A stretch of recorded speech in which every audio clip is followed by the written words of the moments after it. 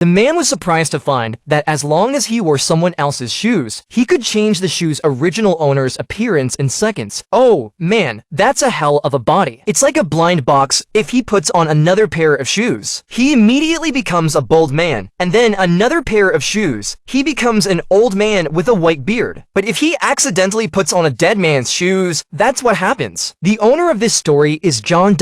Before awakening the skill, he was a lowly man who lived in a shoemaker's store passed down from his ancestors. His father left home when he was very young, and he was left with a sick mother who was always in bed. In reality, John has few friends, except for the barber store next door, Wong, with whom he has a good relationship. During the day, he repeats the boring work in the store. One day, a Jack came to repair his shoes, and when he saw John staring at his watch, he couldn't help but show it off. "One of my watches could buy 3 of your stores. I have a lot of watches like this at home." Before he left, Jack handed out the shoes that needed to be repaired. But the sewing machine was not working well. It suddenly broke down while working. The machine repairman couldn't get to work until next week. John had no choice but to go down to the basement and use his father's old sewing machine to finish the job, although it requires a bit of physical effort. But the good thing is that this antique running stable, and soon he repaired Jack's leather shoes. At night, the hero stood in front of the store waiting for customers to come to pick up the shoes, but until the early hours of the morning, the other party did not come. During this time, he accidentally realized that these shoes were the same size as his own. "What are you waiting for?" He puts them on, and John instantly becomes Jack. He was so scared that he took off his shoes in a hurry, and only then did he regain his original appearance. This miraculous function also made the hero discover a new world. Afterwards, he hurriedly pulled down the roll-up door and locked it behind him, holding the mentality of trying. John decided to put on his feet again to experience it, and the result was that he immediately finished changing his face when he put them on. He looked incredulous and walked slowly to the mirror. Not only was his appearance the same as Jack's, even his big gold teeth were a perfect replica. After this experience, John decided to try on a new pair of shoes. Unexpectedly this time, the expected miracle did not appear, although he didn't succeed in changing his face. He soon realized what the problem was. It turned out that only shoes that had been repaired with the ancestral sewing machine would have this effect attached to them. To verify this suspicion, John immediately after action on the feet of a stomp, and indeed a second into the white bearded man. So he reworked all the shoes, one time to become a black man, and the other time to become a bald big brother. Now the hero seems to have found the joy of life, because he has more than 800 pairs of shoes. For John to have fun in his life, every shoe delivered by a customer becomes his toy. He changed into the shoes of a Chinese brother, brushed up the Tai Chi with the Amma in the square, put on the shoes of a black man to go to the restaurant to eat a full meal, eat and drink enough to go to the toilet to change out of the shoes, and then complete the escape order with a calm face at night. He changed into a handsome boy's shoes to pick up girls at the bar. The timid beauties could only admire this handsome face from afar. The more daring ones came over to John and invited him to a quiet place to discuss the engineering of software hardening. What happens next is not pretty, so let's just skip it. But fun is fun, and hilarious is hilarious. And even though he's awakened the skill of wearing shoes and changing faces, but the hero's life situation has not changed. He is still the bottom of the social ladder with no money and no power. In order to change this situation, John decided to get money, and his target was Jack. The gangster just wants his mended shoes back, but the boss refused to do so and rejected the request on the grounds that Jack had forgotten the ticket. It's not that the hero owes a beating because he's going to steal this gangster's home. Not long ago, John awakened a magical skill. Any shoe that was repaired with his family's sewing machine could be made to look like its original owner as soon as he put it on his feet, and Jack was one of his clients. The reason for stealing Jack's house is simple, according to Jack. His watch is worth a lot of money and he has a lot more at home. This brings us to the beginning of the scene. The hero refused Jack on the grounds that he had forgotten his ticket. Then he became someone else and followed him. In order to prevent the other party from noticing, John changed his identity 3 times until he followed him to a store. But it's hard to tell. Jack is actually a violent money lender. No wonder he's so rich. Since the other guy's money was from the wrong source, John didn't have to worry about it. So he followed him to Jack's house in disguise. When Jack left the house, the hero knew he had a chance. He sneaked into the house and found a box. But when he opened it, there were all kinds of weapons. John had never seen such a thing and picked up a taser to try it out. When he opens his eyes again. 2 hours later, he puts on Jack's shoes and plans to evacuate. He didn't expect to run into Allah's men right away. It's over, it's over. When he saw someone impersonating himself, Jack gave the hero a beating and then pressed him against the wall, ready to strangle the imposter. Luckily, John was armed with an electric baton, which solved the immediate crisis. When Jack woke up, he was tied up, and the hero became a kid who wanted to ask about his famous face. But he seems to have forgotten that the other party is a gangster who doesn't give a damn about kids. John didn't say anything and left the room. While Jack was puzzled, the hero changed into a top model. Jack knew that if he didn't tell the truth, he would lose his virginity, so he could only explain the whereabouts of his famous watch. That's how John found all of Jack's belongings behind a mirror in the bathroom. He was going to electrocute him and leave, but by chance, one of Jack's men showed up at his door. John had no choice but to continue posing as Jack. Led by the two henchmen, the hero was forced to meet the local shady real estate developer. It turns out that Sister Kim is acquiring a building and one of the tenants refuses to move out, so he wants Jack's help to fix it. Sister Kim immediately offered to pay $100,000 and also paid half as an advance payment. Upon hearing this, John quickly agreed. Anyway, now he is the one who gets the money, and Jack is the one who suffers when things go wrong. Thinking of this, the hero decided to let Jack go so that he could finish John. Unexpectedly, a moment of effort. Jack broke free from the bondage. John pressed on the ground crazy fat beat. On his way out, he scuffed his high-heeled shoe, but it ended up kicking Jack to death. The root of his shoe went straight into Jack's aorta, and he collapsed due to blood loss. John turned himself in at the police station, hoping for leniency and a lesser sentence. Unexpectedly, when he brought the police to Jack's home, the scene in front of him made everyone fall down in shock. They were shocked to find that he had kicked a gangster to death with his high heels. Originally, he just wanted to steal, but now he has caused a death. John turned himself in at the police station, intending to get a few years less. But when he came to Jack's house with two police officers, the scene in front of him confused everyone. Not only was the body gone, but the house was cleaned up. John returned to the store with a puzzled look on his face and was surprised to find high heels and dirty things lying on the counter. In order to get rid of all these troubles, he decides to return the money to the real estate agent, Sister Kim, but he is stopped by the barber store's old man just as he is about to get into a cab. The barber advises him not to get into trouble with anyone he shouldn't, but John was too anxious to listen to him. Then he put on high heels and turned into a woman and returned the money to Sister Kim. But there is no way for a murderer to return the money. With a command from Sister Kim, John was knocked unconscious. When he woke up again, he was lying in a car. Two of his men were discussing how to kill him first and then burn the nailer to death. In order to survive, John decided to change into dead man's shoes. When the two men looked back, the car eventually crashed into the curb because of loss of control. The hero, who survived the disaster, knew that Sister Kim would never give up, so he decided to take the initiative. He first learns about the old man's house through the neighborhood committee, and then tells the person in charge of the house about Sister Kim's violent demolition plan. In order to prevent the villain from succeeding, they join forces with the old man to put on a show. After the incident, the hero guaranteed that Sister Kim would be punished by the law, and the old man's house would be able to keep his own house. The next day, John changed into the bloody shoes of the nail house master and met Sister Kim. He promised he'd move out the next day, but only if he got $100,000. But Sister Kim was no fool. She would arrange for her men to send the old man to another city tomorrow. According to the agreement, the next day Sister Kim arranged for her men to send the old man thousands of miles away. But when she arrived at the old man's house again, she was dumbfounded that the old man hadn't moved out yet. Realizing she'd been tricked, Sister Kim said she'd kill the old man's family and burn down the whole building. If she wanted to, she would do it tonight. Unexpectedly, two reporters appeared behind the door, and they took a picture of Sister Jin, and all the words he threatened the old man had been recorded. The more she thought about it, the angrier she got, and she was about to kill this thorn in her side. But this also confirmed her guilt. Afterwards, Sister Jin made headlines for terrorizing residents and forcible demolition. But that's not the end of the story. That night, John was chatting with the barber shop owner as usual. While chatting, the old king took off his shoes, and his real appearance directly scared the hero. This man was the hero's father, who had been missing for years. He's never abandoned him and has been taking care of both mother and son as the owner of the next door. The reason why he refused to recognize them was because he was afraid of revenge from his enemies, and he was afraid that the secret of the sewing machine would be known to outsiders. It was his father's help when Jack's body disappeared. Then he told his son a big secret. In the basement, there are shoes that have been passed down from generations. All of them are out of print, and any pair of them can fetch a huge price as long as the hero is willing. He will get rid of his poor life completely. The movie ends with a father-son embrace. This woman, even the king of hell, has to step aside. If she makes a few alterations on someone's photo, that person will never see the sun tomorrow. If they're lucky, they'll lose their eyesight. If they're not, they'll go to hell on the spot. The first victim was Blackie, a famous comic book artist. During an interview at a top company, I had the honor of meeting her in person. As a senior, she asked I to show her work. Maybe she could give her some advice. The heroine will not let go of such a good thing. Instead of giving her advice, she mocked May's work for being too mediocre. In other words, a pile of trash. Especially that comic about iPhones, it was outdated. But that was May's best work so far, but she had to trust the advice of her seniors, and the conversation was a blow to May's self-confidence. Soon it was Blackie's turn to be interviewed. As soon as she walked into the office, May's heart dropped to the bottom. In a fit of rage, she took out the piece of artwork she was once so proud of, tore it up, and threw it in the trash. 5 minutes later, Blackie's interview was finally over, and naturally, it was May's turn. I didn't expect to run into my high school friend, Shui. As the company's editor-in-chief, Shui was also one of the interviewers. Unfortunately, his power is limited. The real decision-maker is the editor-in-chief who is in charge of this interview. It's true that he's the editor-in-chief. He's very professional just from the way he handled the interview. The result was just like what the author thought.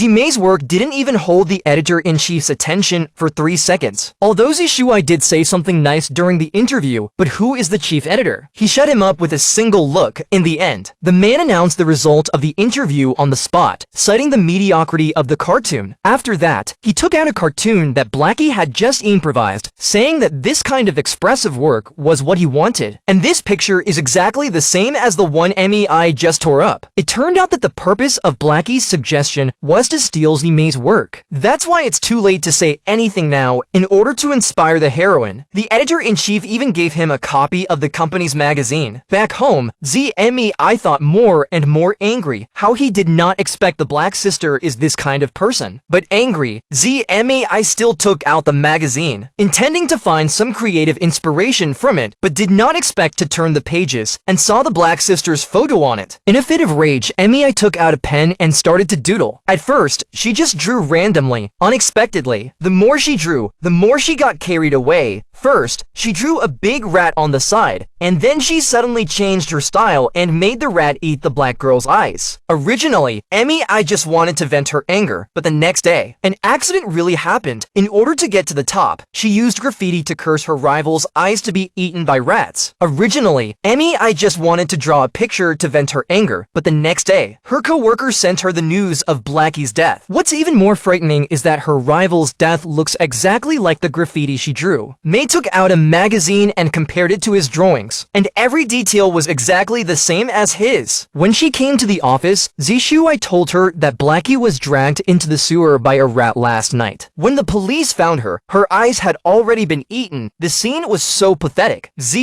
I was not shocked, but she was secretly happy. After the death of the Black girl, she would have no more competition. Unsurprisingly, I was well prepared this time. When she saw her work, her boss couldn't take his eyes off her. Not only did he agree to let the heroine join the company, but he also promised to publish a comic for her next month. But before signing the contract, the editor-in-chief had one more request, and that was to help fire her colleague, Xiao Shui.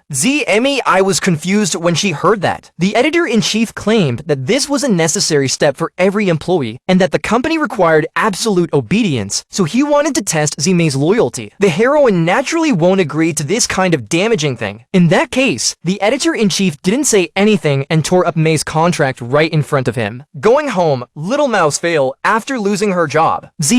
I was so upset that she went to the store on the first floor to drown her sorrows in alcohol. The sarcastic words of the editor-in-chief made her more and more angry, and she had the magazine with her. What are you waiting for? She took out a pen and started doodling. It seemed that every stroke she made represented anger. The waiter thought she was in the middle of creating something, so he couldn't talk to her. The more she drew, the more she realized that the editor-in-chief had fallen to his death. Of course, I just wanted to draw to vent her anger. Unexpectedly, the next second, the other person really fell from a height and died exactly as I had drawn. His head falling apart like a watermelon ...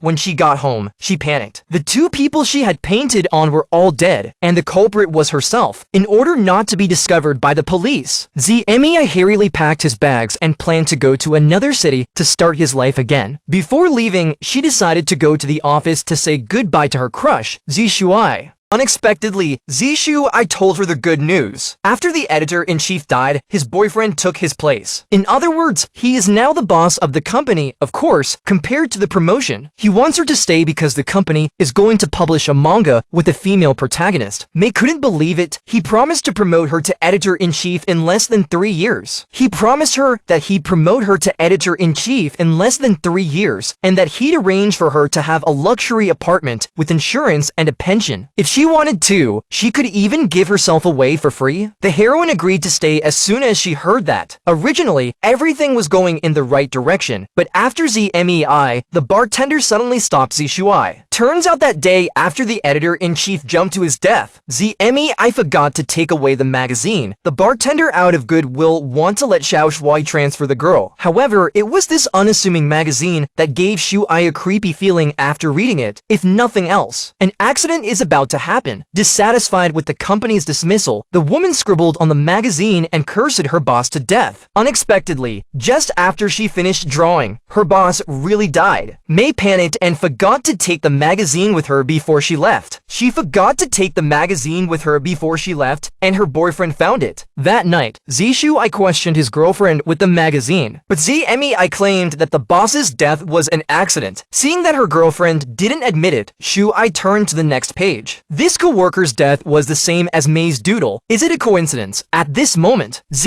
I knows she can't hide it anymore because her boyfriend's skeptical eyes are enough to say everything. In a moment of desperation, the heroine locks herself in her room under the pretext of changing her clothes. In the face of her boyfriend's persistent pressure, I didn't know how to respond. She tried to dissuade Zishuai on the pretext that she was not feeling well, but her boyfriend threatened to open the door or he would call the police. Since the face is torn, then Xiaomei will not be used to him, and then took out the classmate records, began to doodle on the boyfriend's photo. At this point, I was already obsessed with her boyfriend. In the midst of doodling, her boyfriend was stabbed in the aorta by a bottle. In order to speed up the progress of her creation, the tip of her pen even pierced the page. With the end of the drawing, the bottle of wine under May's feet disappeared into thin air, followed by Zishuai's pained wail from the doorway. What's even more exaggerated is the amount of tomato juice flowing in through the doorway. Until 5 seconds later, there was no more sound from Zishuai on the other side of the door. When I opened the door, her boyfriend's death was the same as in the graffiti. At that moment, the heroine also felt a wave of dizziness. With a few drops of blood falling, I realized that a big disaster was coming, because behind her boyfriend's picture was her own avatar. It turns out that, because she poked the paper too hard, the next page of her own head also suffered a disaster. The cause of death was a stab wound in the aorta from the bottle. It's true that you have to pay back sooner or later. Please sit still and hold onto your seat when watching this movie. He is no less than the darkness of the invasion of the level of food once refreshed my perception of adventure thriller movies. The movie doesn't have too many scary scenes, but it gives you chills. The Ruins, released in 2008, is set in Mexico. Two young couples are enjoying their vacation. They accidentally meet yellow hair from Germany, whose team originally consisted of 3 people. But since his brother and sister-in-law went to an ancient temple and never came back, he intends to go to retrieve them. Hearing this, the crowd instantly became interested instead of swimming here and eating old popsicles. It would be better to explore the world with Yellow Hair's group. In case any equipment is found, we might be able to make a good profit, because the ancient temple is located in a remote mountainous area area. The group can only first take a bus to the nearby town, from which they can take a cab to go. But when the yellow hair out of the map labeled location, the driver brother, but how not to do, he claimed that the place is very unlucky. Many people go after never come back. As soon as he said that, his companion handed out double money. The driver immediately smiled and drove the car to the area. On the way, the eyeglasses girl even took a group photo of them, not realizing that this photo would be their last. Soon the car veered off the highway and headed into a large virgin forest, although they paid double the fare. The driver only dared to send them to the entrance a few kilometers away from the ancient temple, and the rest of the journey was on foot. For some reason, there were two other tourists' cars parked here, and one of them was Yellow Hair's brother's car. After a short break, the group set off again, but unexpectedly the road ran out in front of them. At this time, the careful Yellow Hair but found that it is not no road, but was blocked the entrance with a cannon. Although it was a bit strange, but Yellow Hair, who was eager to find his brother, didn't care more. In a while, they finished clearing the weeds, revealing the only path leading to the ancient temple. According to the map, they walked for another 2 kilometers. Suddenly the view ahead became broader. It seems that this is the Mayan temple that Yellow Hair said. But just as Glasses Girl was about to take a picture of them, something weird happened. The chief of the local tribe suddenly appeared, dismounted from his horse, and began to shout loudly to the group of young people. He looked nervous, speaking a mouthful of dialect. The crowd was confused and had no idea Moncler Outlet Store what he was talking about. Their first thought was that he wanted a knife, but the chief refused to give him any money. Soon their two villagers came. They are armed with bows and arrows, machetes, surrounded the group, and muttered something. Do not want to cause troubles, Ishuai hurriedly signaled the Yellow Hair to take out a cell phone and know that they are not malicious. This time only want to find the missing companion. To say that the Glasses Girl is really big heart, standing on the vines, still do not forget to take pictures of everyone. However, this behavior has made the chief even more agitated, and even pulled out a revolver. They thought it was because they weren't allowed to take pictures here. The companion rushed to the Glasses Girl, grabbed the camera from her hand, intending to give it to the chief to put an end to the incident. Unexpectedly, the next second, a sudden change in the crowd was so shocked that they could only pick up their luggage and fled to the Mayan temple. Strangely enough, the chief and others did not come after them, but surrounded the entire temple with their men. Soon a few companions arrived at the top of the hill. Above the temple there are 2 tents, should be Yellow Hair's brother and girlfriend set up, but he searched and did not find 2 people. Since this place is deep in the desert, there's no cell phone signal at all. In other words, they couldn't call the police, so they had to find a way to get out alive. After taking a breather, they found a dry well in the center, which was deep and dark. No one dares to go in unless it's absolutely necessary. Right now, they can only take 1 step at a time. If they go down there, they will be mercilessly killed by these people. When Huang Mao was at a loss for words, he suddenly realized that there was a person wrapped in vines lying beside him, and he suddenly had a bad premonition. Sure enough, when he peeled back the vines, underneath was his brother, who had been missing for days. Such an ending is unacceptable to Yellow Hair, can only cry vigorously. The other people saw this and walked aside. In the meantime, Xiao Shuai noticed that more and more villagers appeared around him. It looks like they want to fight a protracted battle. What he couldn't understand was that the chief refused to let him go, so why didn't he dare to bring his men to catch up with him before they could make sense of it? There was a cell phone ringing behind them. They searched for the direction of the sound and realized that it was coming from the bottom of the dry well. Seeing the hope, they started to take action. Yellow Hair went down to look for the phone, but the rope had been weathered by the sun and rain. Before Yellow Hair could reach the bottom, the rope snapped and mercilessly threw him to the bottom of the well. From Yellow Hair's faint cries for help, it can be determined that this kid must have been badly hurt by the fall. So Xiao Shuai and Curly Hair quickly checked the remaining ropes and then sent the lighter weight blonde girl down to rescue him.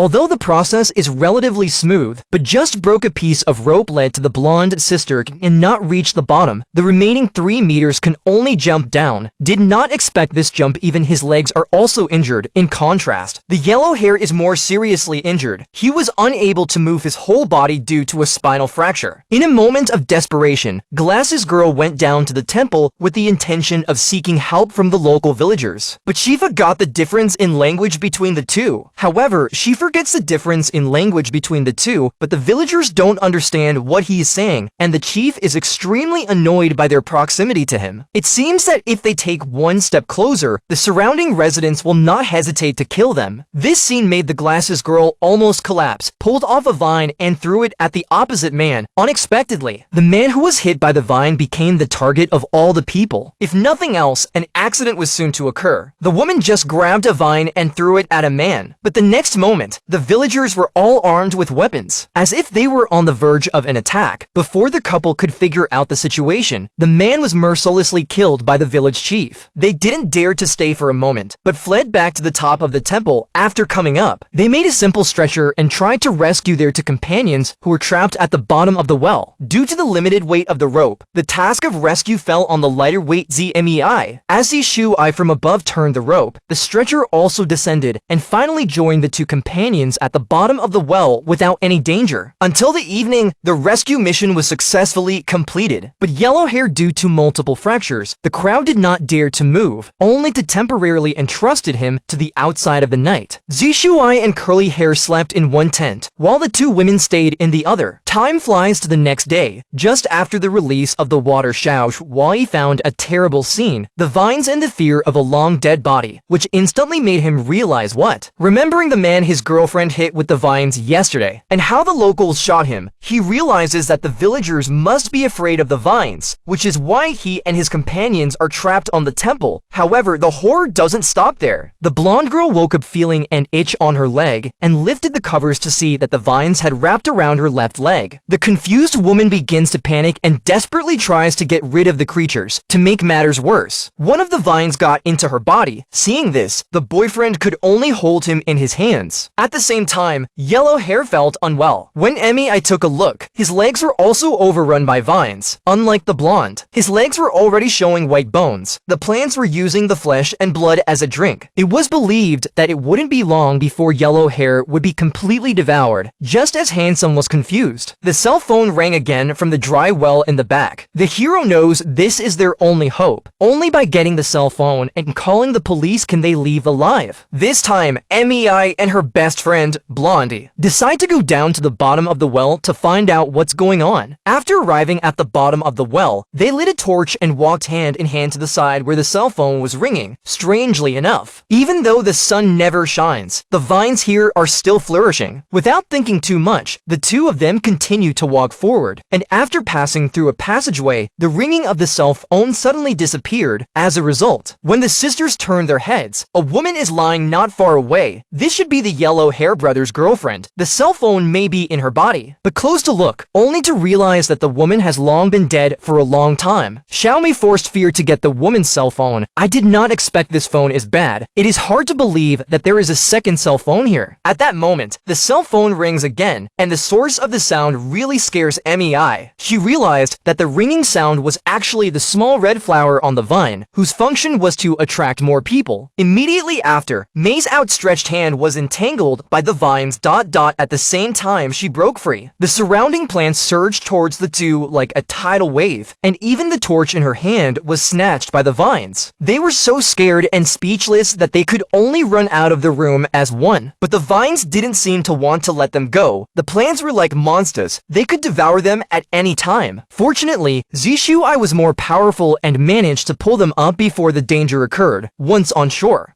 Mei told her companions what had happened. At this point, they had no idea what to do. They could only hope that their families would help to call the police after they disappeared. However, the facts proved that they were too naive. With the lack of food and water, they couldn't even survive for 5 days. What's worse is that the wound on Yellow Hair's lower limb is inflamed and festering. If he can't amputate his legs in time, he'll probably go to hell. I didn't expect Yellow Hair to agree to this. After all, losing his legs is better than losing his life. But the whole process was brutal. This is definitely the best amputation in history. The patient can only bite the belt because they have limited tools on the mountain top. Zishui could only use a stone to break Huang Mao's leg, and then use a dagger to cut off the tendons. In short, it was brutal. In order to prevent hemorrhage, Zishui had to use a red-hot pan to sterilize the wound. The whole operation lasted 3 hours, and the 2 legs cut off by the surgery became Vine's appetizer. After getting the legs, the surroundings were calm again. As if nothing had happened just now. Yellow Hair woke up at night already dying. While the companions were busy arguing, the vines had already stared at Yellow Hair silently. When Zishu realized it was too late. Yellow Hair had already gone to hell due to asphyxiation. If I had known that, I would have amputated his limbs, and he suffered a lot of pain for nothing the next day. The residents of the neighborhood sprinkled a lot of salt around the temple to prevent the plant from spreading, but there was more to it than that. The blonde's back had been injured by the vines. Handsome was about to operate on him as soon as he saw it. Thinking of what happened to Yellow Hair, the blonde was terrified. Just as she thought, Zishu, as the main surgeon, didn't know how to take pity on her. He picked up the knife and started to work. In the blonde's screams, the vines on her thighs and waist were all taken out. However, the matter is far from over because the blonde girl's brain has also been injured. This kind of craniotomy Zishu also cannot do. The rest of the companions also lowered their heads. They knew that the blonde would not live for a few days. She quietly went out of the tent and then found Zishu's scalpel in a corner. She planned to operate on herself. By the time everyone realized it was too late. The blonde had already cut herself into a little red man. Curly was just about to go up to her, but in the next second, he was stabbed in the heart by his emotionally out of control girlfriend.